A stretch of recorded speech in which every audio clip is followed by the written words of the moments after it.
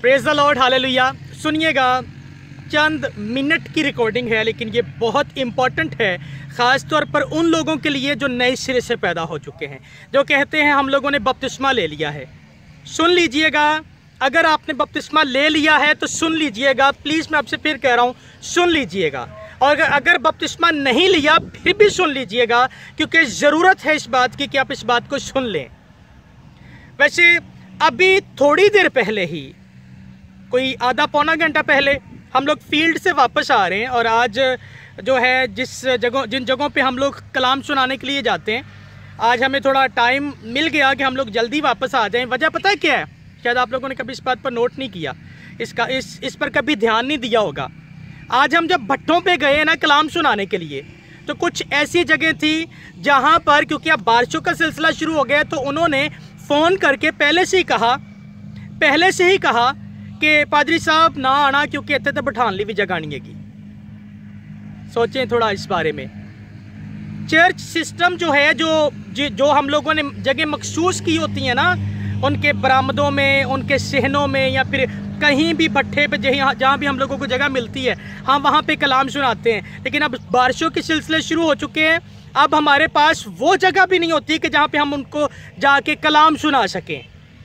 और आप लोगों से गुजारिश करूंगा, प्लीज़ इस अपॉर्चुनिटी को ज़ाया ना जाने दिया करें कि आपके पास चर्चिज़ होते हैं फिर भी आप लोग अपने चर्च में नहीं जाते। अब ऐसे लोगों से पूछे कितना मुश्किल है आप लोगों के लिए और उन लोगों के लिए। इसलिए हमेशा कहता हूँ, ऐसे लोगों के लिए हमेशा खड़े रहा करें, ध्यान करें ऐसे लोगों के बारे में, और फिर जो है निकला करें ऐसे लोगों के बारे में। अच्छा, अब आगे बढ़ते हैं। मैं बात करने वाला हूँ जिन लोगों ने बपतिस्मे ले लिए हैं और जिन्होंने अभी तक बपतिस्मे नहीं लिए, उन दोनों के बारे में बात करना चाहता हूँ।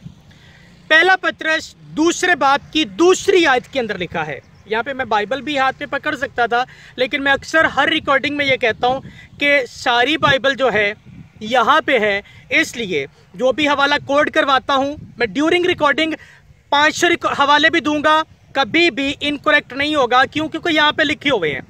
इसलिए मेरे अजीज प्यारे बहनों भाइयों, पहला पत्रस दूसरे बाब की दूसरी आयत को पढ़िएगा। वहां पर पत्रस रसूल कहते हैं, नौजाद बच्चों की तरह रूहानी दूध के मुश्ताक रहो, ताकि निजात पाने के लिए बढ़ते जाओ। निजात पाने के लिए बढ़ते जाओ। नौजाद बच्चों की तरह क्यों कहा गया?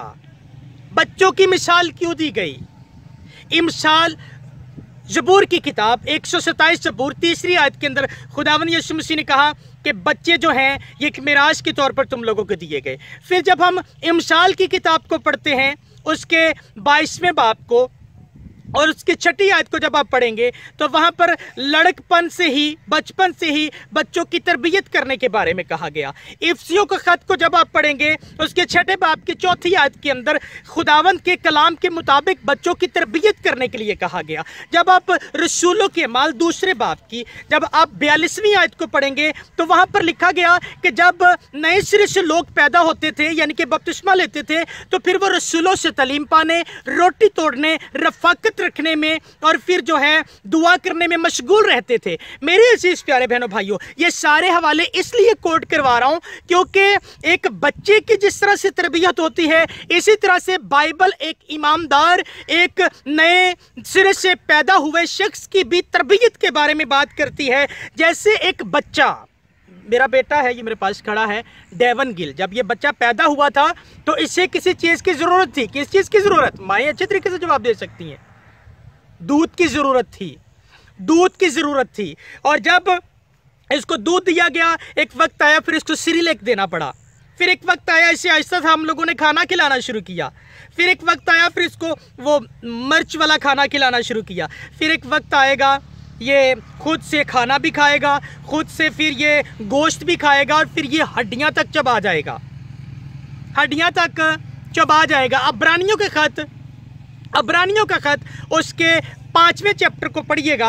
अगर आप 12वीं आयत से पढ़ना शुरू करेंगे, 12 से 14 आयत के अंदर, वहाँ पर पौलुस रसूल बच्चों की नहीं, फिर कहता है वक्त के लिहाज से तो तुम्हें उस्ताद होना चाहिए। तो फिर आगे फिर वो बच्चों की मिसाल देता है।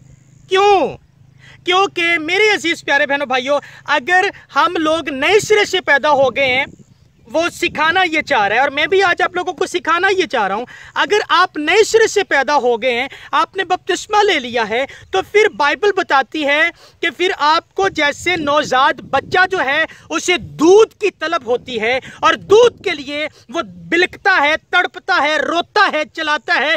फिर इस तरह से जो नए सिरे से लोग पैदा हो जाते हैं उन्हें भी दूध के लिए, जी खालिस दूध के लिए, प्योर मिल्क, इंग्लिश के अंदर एक ट्रांसलेशन में लिखा है प्योर मिल्क, खालिस दूध, और एक ट्रांसलेशन के अंदर लिखा है वर्ड ऑफ मिल्क, यानी कि खुदावंत का कलाम।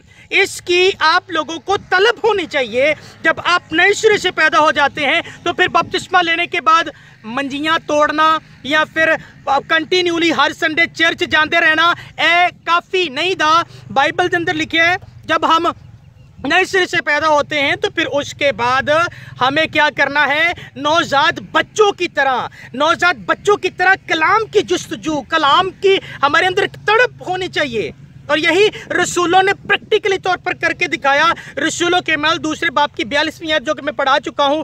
मेरे अजीज प्यारे बहनों भाइयों, वहां पर जो नए सिरे से पैदा होते थे, जैसे ही वो 3000 के करीब लोगों ने जब उन्होंने कहा हाय पतरस हमें बता हम क्या करें, तो पतरस ने कहा नए सिरे से पैदा हो, यानी कि तौबा करो और यीशु मसीह के नाम से बपतिस्मा लो। और फिर जब उन्होंने बपतिस्मा ले लिया तो बाइबल बताती है फिर उन्होंने रसूलों से तालीम पाना शुरू किया, रोटी तोड़ना शुरू की, जमा होना शुरू किया, और साथ ही साथ में फिर दुआ में मशगूल रहे।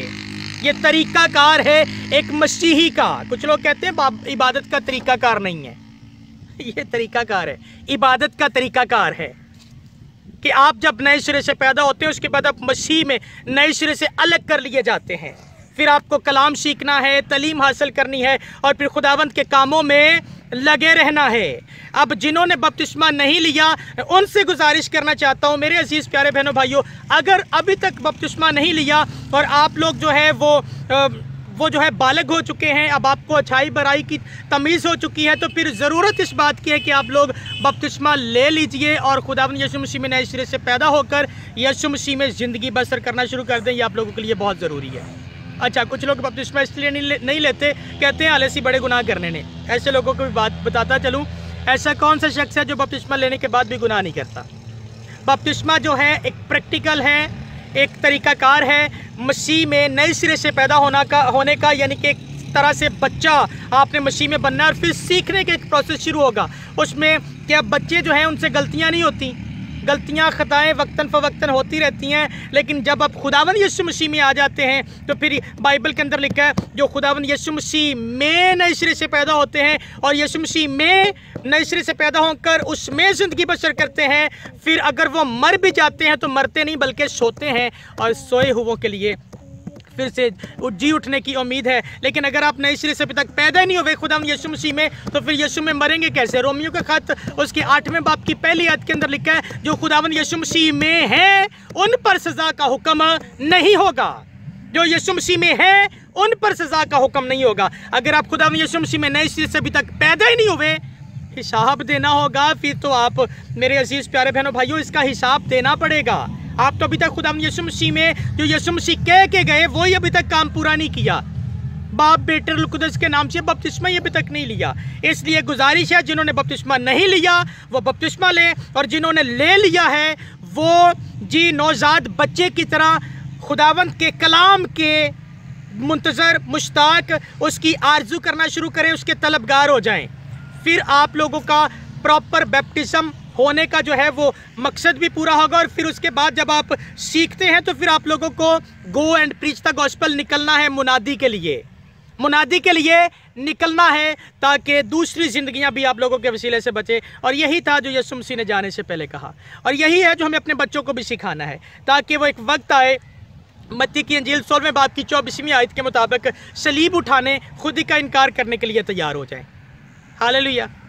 खुदावंद आप सबों को आज की इस गुफ्तगू के वसीला से बरकत दे, और अगर आप लोगों को ये बातें अच्छी लगी और आपको लगे कि हाँ यार बपतिस्मे का मतलब ये है, हम तो हाथ पे हाथ धरे बैठे हैं, तो फिर ज़रूर है इस रिकॉर्डिंग को दूसरों तक पहुंचा दीजिएगा ताकि दूसरी ज़िंदगियां भी बरकत पाएँ। और जिन्होंने बपतिस्मा नहीं लिया और चाहते हैं हम लेने लगे और दूसरी ज़िंदगियां भी बपतिस्मा लें, तो फिर आप लोग भी रिकॉर्डिंग शेयर कीजिएगा ताकि दूसरे लोग भी बपतिस्मे के लिए तैयार हो जाएँ और खुदा यीशु मसीह में नए सिरे से पैदा हो जाएँ। Hallelujah. God bless all of you. जय मसीह की।